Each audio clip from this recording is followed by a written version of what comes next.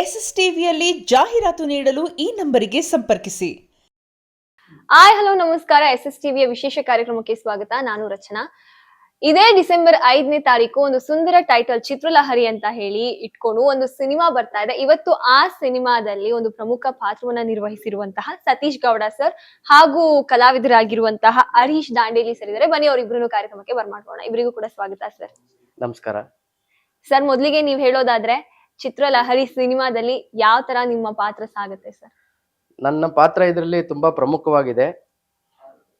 ಈ ಸಿನಿಮಾದಲ್ಲಿ ನಾವು ಸುರೇಶ್ ಅವರು ಒಂದು 10-15 ವರ್ಷ ಫ್ರೆಂಡ್ಸು. ಅವರು ಈ ಪಾತ್ರನ ಸತೀಶ್ ಸರ್ ನೀವೇ ಮಾಡಬೇಕು ಅಂತ ಕೇಳಿದ್ರು. ಅವಾಗ ಆಯಿತು ಸರ್ ಅಂತ ನಾನು ಒಪ್ಕೊಂಡೆ. ಈ ಪಾತ್ರದ ಬಗ್ಗೆ ನನಗೆ ಹೆಮ್ಮೆ ಇದೆ. ನಾನು ಇದುವರೆಗೆ ಸುಮಾರು ಸಿನಿಮಾಗಳಲ್ಲಿ ಪಾತ್ರ ಮಾಡಿದ್ದೀನಿ. ಆದರೆ ಈ ಥರ ಒಂದು ಪಾತ್ರ ಮಾಡಿದ್ದು ನನ್ನ ಒಂದು ಪುಣ್ಯ. ಇದರಿಂದ ನನಗೆ ತುಂಬ ಕೆರಿಯರಲ್ಲಿ ಒಳ್ಳೊಳ್ಳೆ ಅವಕಾಶಗಳು ಬರ್ತಾ ಇದೆ. ಆಮೇಲೆ ಈಗ ನಾನು ಒಂದು 10 ವರ್ಷ ಸೀರಿಯಲಲ್ಲೂ ಪಾತ್ರ ಮಾಡಿರಲಿಲ್ಲ. ಈಗ ಈ ಸಿನಿಮಾ ಮಾಡಾದ್ಮೇಲೆ 3 ಇಯರ್ಸಿಂದ ಸೀರಿಯಲ್ಗಳಲ್ಲೂ ಅವಕಾಶ ಬರ್ತಾ ಇದೆ. ಒಳ್ಳೊಳ್ಳೆ ಪಾತ್ರಗಳು ಮಾಡ್ತಾ ಇದ್ದೀನಿ. ಈ ಸಿನಿಮಾದಲ್ಲಿ ನನ್ನ ಪಾತ್ರ ಒಂದು ಪ್ರಮುಖವಾಗಿದೆ ಮೇಡಮ್ ಅವರೇ. ಸರ್, ಇನ್ನು ನೀವ್ ಹೇಳೋದಾದ್ರೆ ನೀವೇನ್ ಕಾರ್ಯನಿರ್ವಹಿಸಿದಿರಾ ಸರ್ ಈ ಸಿನಿಮಾದಲ್ಲಿ? ಈ ಸಿನಿಮಾದಲ್ಲಿ ಮೊದಲಿಗೆ ಸುರೇಶ್ ಸರ್ಗೆ ಒಂದು ಥ್ಯಾಂಕ್ಸ್ ಹೇಳ್ಬೇಕು. ಅವರು ನನಗೆ ಒಂದು ಪಾತ್ರ ಕೊಟ್ಟರು. ಈ ಪಾತ್ರ ಮಾಡಿ ನಿಮಗೆ ಸೂಟ್ ಆಗತ್ತೆ ಅಂತೇಳಿ ಅವ್ರು ಕೊಟ್ಟಂಥ ಪಾತ್ರ ಅಚ್ಚುಕಟ್ಟಾಗಿ ನೀಟಾಗಿ ನಾನು ಮಾಡಿ ಕೊಟ್ಟಿದ್ದೀನಿ. ಈ ಕೇಸರಿ ನಂದನ ಸಿನಿ ಕ್ರಿಯೇಷನ್ಸ್ ಅಲ್ಲಿ ಚಿತ್ರಲಹರಿ ಅನ್ನೋ ಸಿನಿಮಾ ಇದೊಂಥರ ಎರಡು, ಕೇಸರಿ ನಂದನ ಚಿತ್ರಲಹರಿ ಇದೊಂಥರ ಕೇಳಕ್ಕೆ ಎರಡು ಕ್ಯಾಚ್ ಆಗಿರುವಂತ ವರ್ಡ್. ಹೌದು. ಆ ಬ್ಯಾನರ್ ಹೆಸರು ಮತ್ತೆ ಸಿನಿಮಾ ಟೈಟಲ್ ಹೆಸರು ಇವೆರಡು ನೋಡಿ ಎಷ್ಟು ಆಡಿಯನ್ಸ್ಗೆ ಈಸಿಯಾಗಿ ಬಾಯಲ್ಲಿ ಬರುವಂತ ಮಾತುಗಳು. ಚಿತ್ರಲಹರಿ ಅಂದ ತಕ್ಷಣ ಇದೆಲ್ಲ ಕೇಳ್ದಾಗಿದೆಲ್ಲ ಅವರು ಕೇಸರಿ ನಂದನ ದಿನ ಬೆಳಗ್ಗೆ ಆಂದಿನ ನೆನೆಸ್ಕೊಂತ ಇರ್ತೀವಿ ಅನ್ನೋ ಪದದಿಂದ. ಅದೇ ಥರ ನನಗೆ ಪಾತ್ರ ಕೊಟ್ಟಾಗ ನನಗೆ ಕೇಸರಿ ನಂದನ ಪ್ರೊಡಕ್ಷನ್ ಅಲ್ಲಿ ಸಿನಿಮಾದಲ್ಲಿ ನಾವು ಮಾಡ್ತಾ ಇದ್ದೀನಿ ಅಂದಾಗ ನಂಗೆ ಒಂಥರ ಖುಷಿ ಆಯ್ತು. ಫಸ್ಟಿಗೆ ಕೊಡ್ತಾರೋ ಇಲ್ವೋ, ಕರೀತಾರೆ, ದಿನ ಡೈರೆಕ್ಟರ್ ಕರೀತಾರೆ ಕಳಿಸ್ತಾರೆ ಅಂತ ಅಂದ್ಕೊಂಡಿದ್ದೆ. ಬಟ್ ಕರೆದು ಸ್ಪಾಟಲ್ಲಿ ನನಗೆ ಆ ಪಾತ್ರ ಕೊಟ್ಟು ಆ್ಯಕ್ಟ್ ಮಾಡಿಸಿದ್ರು. ಅದರಿಂದ ನನಗೆ ಕೇಸರಿ ನಂದನ ಸಿನಿ ಪ್ರೊಡಕ್ಷನ್ಸ್ಗೆ ಮತ್ತು ಸುರೇಶ್ ಸರ್ಗೆ, ನಿರ್ಮಾಪಕರಾದಂಥ ನವನೀತ್ ಲಕ್ಷ್ಮಿ ಮೇಡಮ್ಗೂ ಧನ್ಯವಾದ ಹೇಳ್ತೀನಿ. ಸರ್, ಇನ್ನು ಡೈರೆಕ್ಟರ್ ಸರ್ದು ಇದು ಮೊದಲನೇ ಸಿನಿಮಾ ಡೈರೆಕ್ಟ್ ಮಾಡಿರೋದು ಸುರೇಶ್ ಸರ್. ಅವ್ರ ಜೊತೆ ಕೆಲಸ ಮಾಡಿದ್ದು ಅಂಡರ್ ಅವ್ರ ಡೈರೆಕ್ಷನ್ ಅಲ್ಲಿ ಯಾವ ತರ ಇತ್ತು ಸರ್? ನನಗೇನಂದರೆ ಸುರೇಶ್ ಅವರ ಡೈರೆಕ್ಷನಲ್ಲಿ ಪಾತ್ರ ಮಾಡಬೇಕಾದ್ರೆ ತುಂಬ ನಮಗೆ ಕ್ಲೋಸ್ ಫ್ರೆಂಡ್ಸ್ ಥರನೇ ಇದ್ರು ಅವರು. ಯಾವುದೇ ರೀತಿ ಕೋಪ ಮಾಡ್ಕೊತಿರಲಿಲ್ಲ. ಏನಂದರೆ ಒಬ್ಬ ಆರ್ಟಿಸ್ಟ್ ಅಂದಾಗ ಅದು ಟೇಕ್ಸ್ 1 ಟೇಕ್ 2 ಟೇಕ್ಸ್ ಆಗೇ ಆಗುತ್ತೆ. ಅದಕ್ಕೂ ಅವರೇನು ಬೇಜಾರು ಮಾಡ್ಕೊತಿರ್ಲಿಲ್ಲ. ಚೆನ್ನಾಗಿ ಅವರು ಡೈರೆಕ್ಷನ್ ಮಾಡಿದ್ದಾರೆ. ಸಿನಿಮಾದಲ್ಲಿ ಒಳ್ಳೊಳ್ಳೆ ಕಲಾವಿದರು ಇದ್ದಾರೆ. ನನಗೆ ಈ ಸಿನಿಮಾ ಮಾಡಿದಾಗ ಒಂದು ಹೆಮ್ಮೆ ಅನ್ನಿಸ್ತು. ಈ ನಮ್ಮ ಚಿತ್ರಲಹರಿ ಸಿನಿಮಾ ಇದೇ ಡಿಸೆಂಬರ್ 5ಕ್ಕೆ ತೆರೆ ಕಾಣ್ತಾ ಇದೆ. ಸಿನಿಮಾನ ಎಲ್ಲರೂ ನೋಡ್ಬೇಕು ಅಂತ ನಾನು ಕೇಳ್ಕೊತೀನಿ. ಚಿತ್ರಲಹರಿ ಅನ್ನೋ ಪದ ಕೇಳಿದ್ರೆ ಎಲ್ಲರೂ ಥಿಯೇಟ್ರಿಗೆ ಬರ್ತಾರೆ ಅನ್ನೋದು ನಮ್ಮ ವಿಶ್ವಾಸ ಇದೆ. ಡಿಸೆಂಬರ್ 5ನೇ ತಾರೀಕು ನಾಡಿನ ಎಲ್ಲ ಚಿತ್ರಮಂದಿರಗಳಲ್ಲಿ ರಿಲೀಸ್ ಆಗ್ತಿದೆ. ದಯವಿಟ್ಟು ಎಲ್ಲ ಪ್ರೇಕ್ಷಕ ಮಹಾಪ್ರಭುಗಳು ಬಂದು ಸಿನಿಮಾ ನೋಡಿ ನಮ್ಮ ತಂಡ ಕರೆಸಬೇಕಾಗಿ ವಿನಂತಿಸ್ಕೊಂತೀವಿ. ಸರ್, ಇನ್ನು ನೀವು ಡೈರೆಕ್ಟರ್ ಸರ್ ಬಗ್ಗೆ ಹೇಳೋದಾದ್ರೆ ಅಂಡರ್ ಅವರು ಕೆಲಸ ಮಾಡಿದ್ ಹೇಗಿತ್ತು ಸರ್? ಸುರೇಶ್ ಸರ್ ಒಂಥರ ಕೂಲ್ ಪರ್ಸನ್. ಅವರು ಯಾರ ಮೇಲೂ ರೇಗಾಡಲ್ಲ. ಅವ್ರಿಗೊಂದು 50,000 ಲಾಸ್ ಆಗ್ತಿದ್ರು ತಾಳ್ಮೆಯಿಂದ ಇರ್ತಾರೆ. ಎಲ್ಲರಿಗೂ ಸಹನೆಯಿಂದ ಹೇಳ್ತಾರೆ ಸ್ಟೋರಿ ಹಿಂಗಿರುತ್ತೆ, ಕತೆ ಹಿಂಗಿರುತ್ತೆ, ಕೆಲಸಗಾರ ಹಿಂಗೆ ಕೆಲಸ ಮಾಡಬೇಕು, ಎಲ್ಲರೂ ಒಂದು ಟೀಮ್ನ ಹೆಂಗೆ ಮ್ಯಾನೇಜ್ ಮಾಡ್ಬೇಕಂತ ಅವ್ರಿಗೆ ತುಂಬ ಚೆನ್ನಾಗಿ ಗೊತ್ತಿದೆ. ಬೇರೆಯವ್ರ ಥರ ಕೂಗಾಡೋದು, ರೇಗಾಡೋದು, ಟೆನ್ಷನ್ ಮಾಡ್ಕೊಳೋದು ಆ ಥರ ಯಾವತ್ತೂ ಮಾಡಲ್ಲ. ಆಮೇಲೆ ಕಲಾವಿದರು ಆಮೇಲೆ ಮಹಿಳಾ ಕಲಾವಿದರು ಇದ್ರಲ್ಲಿ ತುಂಬ ಜನ ಆ್ಯಕ್ಟ್ ಮಾಡಿದ್ದಾರೆ.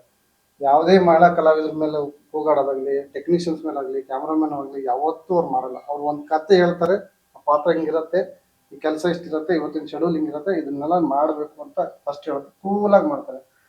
ನಾನು ಇವತ್ತವರೆಗೂ ಆ ಥರ ಕೂಲ್ ಡೈರೆಕ್ಟರ್ನೆಲ್ಲೂ ನೋಡಿಲ್ಲ. ಯಾಕಂದರೆ ಡೈರೆಕ್ಟರ್ಗಳಂದ್ರೆ ಟೆನ್ಷನ್ ಜಾಸ್ತಿ ಇರುತ್ತೆ, ಅವ್ರಿಗೆ ಕೆಲಸ ಒತ್ತಡ ಇರುತ್ತೆ, ಆ ಪ್ರೆಷರ್ ಇರುತ್ತೆ. ಅವರು ಯಾವತ್ತೂ ಆ ಥರ ಮಾಡ್ಕೊಂಡಿಲ್ಲ.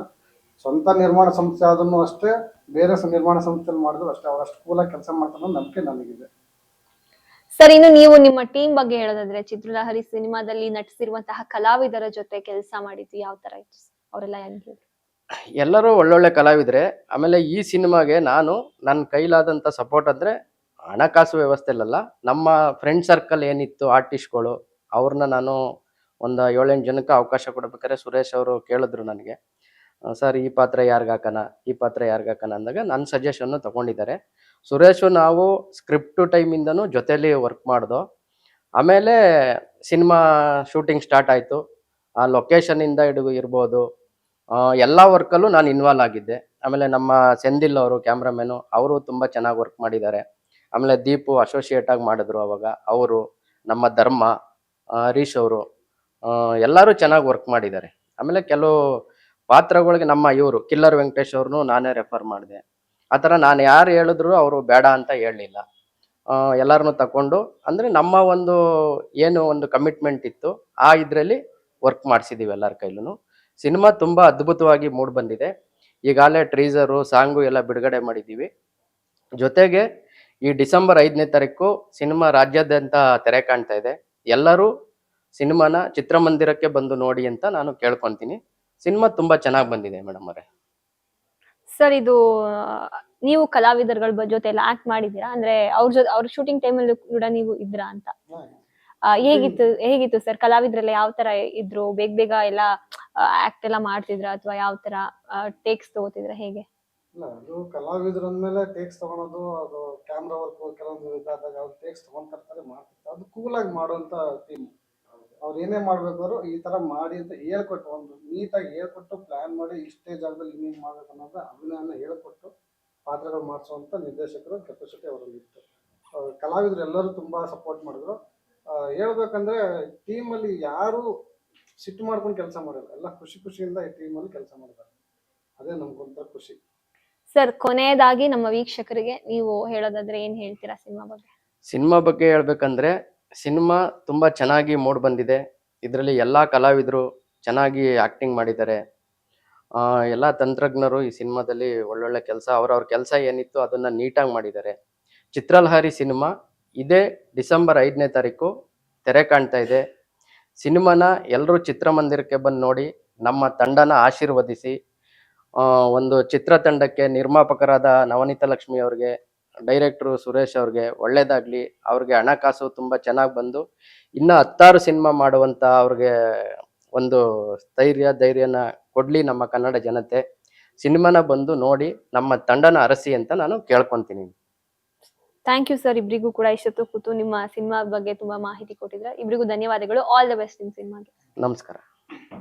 ಕೊರಿಯೋಗ್ರಾಫರ್ ಹಾಗೂ ಡಿಒಪಿ ಆಗಿರುವಂತಹ ಸೆಂದಿಲ್ ಕುಮಾರ್ ಸರ್ ಹಾಗೂ ಶ್ರೀನಿವಾಸ್ ಸರ್ ಇದ್ದಾರೆ. ಬನ್ನಿ ಅವರನ್ನ ಕಾರ್ಯಕ್ರಮಕ್ಕೆ ಬರ್ಮಾಡ್ಕೊಳ್ಳೋಣ. ಸರ್ ನಮಸ್ಕಾರ ಇಬ್ರಿಗೂ ಕೂಡ. ಸರ್, ನೀವ್ ಹೇಳೋದಾದ್ರೆ ಚಿತ್ರಲಹರಿ ಸಿನಿಮಾದಲ್ಲಿ ಡಿಒಪಿ ಆಗಿ ಕೆಲಸ ಮಾಡಿದ್ರೆ ಯಾವ ತರ ಆಯ್ತು ಸರ್ ಅನುಭವ? ಹೇಳ್ಬೇಕಂದ್ರೆ ಸುರೇಶ್ ಬಂದ್ಬಿಟ್ಟು ನನಗೆ 10 years ಇಂದ ಫ್ರೆಂಡ್ ಅವರು. ಅನುಭವ ಅಂದ್ರೆ ಹೇಳಕ್ಕಿಂತ ಫ್ರೆಂಡ್ಶಿಪ್ ಅಷ್ಟೇ. ನಾನು ಮಾಡೋದು ಇಬ್ರು ಫ್ರೆಂಡ್ಲಿ ಆಗಿ ಮಾಡಿದ್ದು ಅಷ್ಟೇ. ನಾನು ತುಂಬಾ ಖುಷಿಯಾಗಿತ್ತು ಮಾಡಿದ್ದು. ಅಂಡ್ ಆರ್ಟಿಸ್ಟ್ ಎಲ್ಲ ಹೊಸಬರು ಮಾಡಿದ್ದಾರೆ ಆರ್ಟಿಸ್ಟ್ಗಳು. ಅವ್ರ ಜೊತೆ ಮಾಡಿದ್ದು ತುಂಬಾ ಖುಷಿ ಆಯ್ತು. ಓಕೆ ಸರ್, ಇನ್ನು ನೀವ್ ಹೇಳೋದಾದ್ರೆ ಯಾವ್ಯಾವ ಸಾಂಗ್ಸ್ ಗಳಿತ್ತು, ಹೇಗಿತ್ತು ಕೊರಿಯೋಗ್ರಫಿ ಸರ್? ಇದೊಂದು ಫಸ್ಟ್ ಫಿಲಮು ನಾನು ಮಾಡ್ತಾ ಇರೋದು. ಸಲುಬು ನನ್ನ ಕರೆದು ಫಸ್ಟ್ ಮೂವಿ ಮಾಡಿ ಅಂತ ಹೇಳಿದ್ರು. ಹಾಗಾಗಿ ಫಸ್ಟ್ ಮೂವಿ ಮಾಡಿದ್ದೀನಿ. ಇದರಲ್ಲಿ 2 ಸಾಂಗ್ಸ್ ಇದೆ. ಒಂದು ಪೈಸಾ ಪೈಸಾ ಅಂತ, ಇನ್ನೊಂದು ಬಾರ್ಲಾ ಟಂಪ್ಲೆ ತಾರ್ಲಾ ಅಂತ ಒಂದು ಸಾಂಗ್ ಇದೆ. ತುಂಬ ಚೆನ್ನಾಗಿ ಬಂದಿದೆ. 2 ಸಾಂಗ್ನು ನಾನೇ ಕೊರಿಯೋಗ್ರಫಿ ಮಾಡಿ. ಓಕೆ, ಅಂದ್ರೆ ಈ ಹಿಂದೆ ಕೂಡ ನೀವು ಹಾಡುಗಳಿಗೆಲ್ಲ ಕೊರಿಯೋಗ್ರಫಿ ಅವಾಗ ಆಲ್ಬಮ್ ಸಾಂಗ್ ಎಲ್ಲ ಮಾಡ್ತಿದ್ದೆ. ಓಕೆ, ಈಗ ಮೂವಿ ಸಾಂಗ್ ಅಂತ ಇದು ಫಸ್ಟ್ ಫಿಲಮ್ ಮಾಡಿದ್ದು. Okay sir. ಸರ್, ಎಲ್ಲೆಲ್ಲೆಲ್ಲ ಶೂಟಿಂಗ್ ಮಾಡಿದೀರಾ ಸರ್? ಇದು ಫುಲ್ ಬ್ಯಾಂಗ್ಳೂರೇ ಶೂಟ್ ಮಾಡಿದ್ದು. ಸಾಂಗ್ಸ್ ಮಾತ್ರ ಒಂದು ಸ್ಟುಡಿಯೋನಲ್ಲಿ ಶೂಟ್ ಮಾಡಿದ್ದು. ಡ್ಯಾನ್ಸ್ ಇನ್ಸ್ಟಿಟ್ಯೂಟ್ ಇತ್ತು, ಅಲ್ಲಿ ಒಂದು ಮಾಡಿದ್ವಿ. ಆಮೇಲೆ ನಂದಿ ಹಿಲ್ಸ್ ಅಲ್ಲಿ ಒಂದು ಸಾಂಗ್ ಮಾಡಿದ್ವಿ. ತುಂಬಾ ಬ್ಯೂಟಿಫುಲ್ ಆಗಿ ಬಂದಿದೆ, ನೋಡಿ ನಿಮ್ಗೆ ಗೊತ್ತಾಗುತ್ತೆ. ಸರ್, ಎಷ್ಟು ಚಾಲೆಂಜಿಂಗ್ ಆಗಿತ್ತು ಸಾಂಗ್ ಶೂಟ್ ಮಾಡೋದು, ಆಕ್ಷನ್ ಸೀಕ್ವೆನ್ಸ್ ಎಲ್ಲ ಚಾಲೆಂಜಿಂಗ್ ಆಗಿ ಇತ್ತು. ಕಷ್ಟಪಟ್ಟು ಮಾಡಿದೀವಿ. ಅಂದ್ರೆ ನೀವು ಒಬ್ಬರೇ ಡಿಒಪಿನ ಅಥವಾ ನಿಮ್ಮ ಅಸಿಸ್ಟೆಂಟ್ ಯಾರು? ಅಸಿಸ್ಟೆಂಟ್ಸ್ ಯಾರು ಇಲ್ಲ, ನಾನು ಒಬ್ನೇ ಮಾಡಿದ್ದು. ಓಕೆ, ಇಡೀ ಸಿನಿಮಾ ನೀವು ಒಬ್ಬರೇ ಮಾಡಿದ್ದೀನಿ. ತುಂಬಾ ಚಾಲೆಂಜಿಂಗ್ ಆಗಿತ್ತು. ನಿಮ್ಮ ವಿಜುವಲ್ ಟ್ರೀಟ್ ಇರುತ್ತೆ, ನೋಡಿ ನಿಮ್ಗೆ ಗೊತ್ತಾಗುತ್ತೆ. ಮೂವಿ ನೋಡಿದ್ರೆ ಗೊತ್ತಾಗುತ್ತೆ ಅದು ಏನಂತ. Okay sir. ಸರ್, ನೀವು ಕೊರಿಯೋಗ್ರಾಫ್ ಮಾಡಿರೋದು ಒಂದು ಪೈಸಾ ಪೈಸಾ ಸಾಂಗ್ ನೀವೇ ಅನ್ಸುತ್ತೆ ಕೊರಿಯೋಗ್ರಾಫ್ ಮಾಡಿರೋದು. ತುಂಬಾ ಚೆನ್ನಾಗೆಲ್ಲ ಸ್ಟೆಪ್ಸ್ ಗಳು ಅದ್ರಲ್ಲಿ ಇದ್ ಮಾಡಿದೀರಾ. ಅಂದ್ರೆ ಯಾವ ತರ ಇತ್ತು ಸರ್ ಆ ಎಕ್ಸ್ಪೀರಿಯನ್ಸ್? ತುಂಬ ಚೆನ್ನಾಗಿ ಮಾಡಿದ್ದಾರೆ. ನಮ್ಮ ಹೀರೋ ಇಬ್ರು ಹೀರೋನು ಮಾಡಿದ್ದಾರೆ, ಚೆನ್ನಾಗಿ ಮಾಡಿದ್ದಾರೆ. ಅದೇ ಸ್ವಲ್ಪ ಸೆಟ್ಟಲ್ಲಿ ಹಂಗೆ ಹಿಂಗೆ ಆಯ್ತು. ಅಂದ್ರೆ ಈ ಮೊದಲೇ ಟ್ರೈನಿಂಗ್ ಕೊಟ್ಟಿದ್ರಾ ಅಥವಾ ಅಲ್ಲೇ 2 days ನಮ್ಮ ಇನ್ಸ್ಟಿಟ್ಯೂಟ್ ಅಲ್ಲಿ ಬಂದ್ಬಿಟ್ಟು ಟ್ರೈನಿಂಗ್ ಮಾಡಿದ್ರು, ಆಮೇಲೆ ಸೆಟ್ ಹೋಗಿ. ಓಕೆ, ಅದಕ್ಕೆ ಸ್ವಲ್ಪ ಇದಾಗಿದೆ. ಇನ್ನೊಂದು ಲವ್ ಸಾಂಗ್ ಅಥವಾ ಏನು ಸರ್? ಅದು ಕೂಡ ಡ್ಯಾನ್ಸ್ ಸಾಂಗ್? ಇನ್ನೊಂದು ಬಂದು ಅಂದ್ರೆ ಟಪಾಂಗುಚ್ಚಿ ಸಾಂಗ್ ತರನಾ ಅಥವಾ? ಟಪಾಂಗುಚ್ಚಿ ಸಾಂಗ್. ಓಕೆ, ಅಂದ್ರೆ ಅದಕ್ಕೆ ಇನ್ನೂ ಚೆನ್ನಾಗಿ ನಾವು ನಿರೀಕ್ಷೆ ಮಾಡಬಹುದು ಡ್ಯಾನ್ಸ್ ನ. ಚೆನ್ನಾಗಿ ಬಂದಿದೆ ನೋಡಿ. A2 ಮ್ಯೂಸಿಕ್ ಅಲ್ಲಿ ಇದೆ ಸಾಂಗ್ಸ್ ಅದು. ಓಕೆ ಸರ್ ಎಷ್ಟು ದಿನ ಆಯ್ತು ಸರ್ ಶೂಟಿಂಗ್ ಎಲ್ಲ? ಶೂಟಿಂಗ್ ಮೋಸ್ಟ್ಲಿ 25 days ಅಲ್ಲಿ ಕಂಪ್ಲೀಟ್ ಮಾಡಿದೀನಿ ಫುಲ್. ಓ, ಒಂದ್ 25 days ಅಲ್ಲೇ ಎಲ್ಲ. ಆಕ್ಚುಲಿ ಸುರೇಶ್ ನಾನು ಮೊದಲು ಸ್ಕ್ರಿಪ್ಟ್ ಇಂದಾನೆ ಕೂತ್ಕೊಂಡಿದ್ದೆ. ನಾವು ಅವರು ಪ್ರೀ ಪ್ಲಾನ್ ತುಂಬಾ ಚೆನ್ನಾಗಿ ಮಾಡಿದೀವಿ. ಪ್ರೀ ಪ್ಲಾನಿಂಗ್ ಹೆಂಗ್ ಎಕ್ಸಿಕ್ಯೂಟ್ ಮಾಡಿಬಿಟ್ಟು ಎಲ್ಲ ಪ್ರೀ ಪ್ಲಾನ್ ಮಾಡಿದ್ದು ಅದಕ್ಕೆ 25 days ಅಲ್ಲಿ ಕಂಪ್ಲೀಟ್ ಮಾಡಿದ್ವಿ ಶೂಟ್. Okay sir. ಸರ್ ನೀವ್ ಹೇಳೋದಾದ್ರೆ ಇನ್ನೇನು ಡಿಸೆಂಬರ್ 5ನೇ ತಾರೀಕು ಸಿನಿಮಾ ಬರ್ತಾ ಇದೆ, ಚಿತ್ರಲಹರಿ ಅನ್ನೋ ಒಂದು ವಿಭಿನ್ನ ಟೈಟಲ್ ಇಟ್ಕೊಂಡು. ಏನ್ ಹೇಳ್ತೀರಾ ಸರ್ ಜನಗಳಿಗೆ?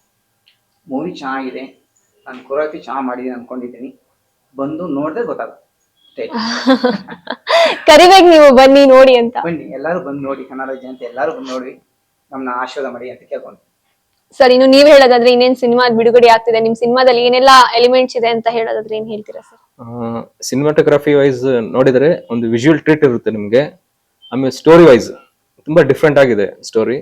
ಅದೊಂದು ನೋಡಿದ್ರೆ ನಿಮ್ಗೆ ಒಂದು ಮೆಸೇಜ್ ಇದೆ, ಅದು ನೋಡಿದ್ರೆ ಗೊತ್ತಾಗುತ್ತೆ, ಅದನ್ನ ಹೇಳ್ಬಾರ್ದು, ಅದು ಓಕೆ ಮೆಸೇಜ್ ಇದೆ. ಬಂದ್ ನೋಡಿ. ಎಲ್ಲ ಫುಲ್ ಬರೀ ಸಸ್ಪೆನ್ಸ್ ಅಲ್ಲೇ ಇಟ್ಕೊಂಡಿದ್ರ, ಯಾರು ಬಿಟ್ಕೊಡ್ತಾ ಇಲ್ಲ. ಹೌದು, ಅದು ಸಸ್ಪೆನ್ಸ್ ಅಲ್ಲಿ ಇರುತ್ತೆ. ನೋಡಿ, ನಿಮ್ಗೆ ಬಂದ್ ನೋಡಿದ್ರೆ ಗೊತ್ತಾಗುತ್ತೆ ನಿಮ್ಗೆ, ಅಷ್ಟೇ ಇರೋದು. ಬಟ್ ಇನ್ನೊಂದು ಈ ಹೊಸಬ್ರಿಗೆ ಒಂದು ಪ್ರೋತ್ಸಾಹ ಕೊಡಿ ಅಷ್ಟೇ. ಬಟ್ ಡೈರೆಕ್ಟರ್ ಆದ್ರೂ ಒಂದು ಪ್ರಯತ್ನ ಮಾಡಿದ್ರೆ ಅವ್ರಿಗೊಂದು ಪ್ರೋತ್ಸಾಹ ಕೊಡಿ. ಪ್ರೊಡ್ಯೂಸರ್ ಆದ್ರೂ ಡೈರೆಕ್ಟರ್ ಎಲ್ಲರಿಗೂ ಒಂದು ಪ್ರೋತ್ಸಾಹ ಕೊಟ್ರೆ ನೆಕ್ಸ್ಟ್ ನಾವು ಬೆಳಿತೀವಿ ಅಷ್ಟೇ. Okay sir. ಇದೇ ಡಿಸೆಂಬರ್ 5ಕ್ಕೆ ರಿಲೀಸ್ ಆಗುತ್ತೆ, ಬಂದು ಎಲ್ಲರೂ ನೋಡಿ ಅಂತ ಕೇಳ್ಕೊಂಡು.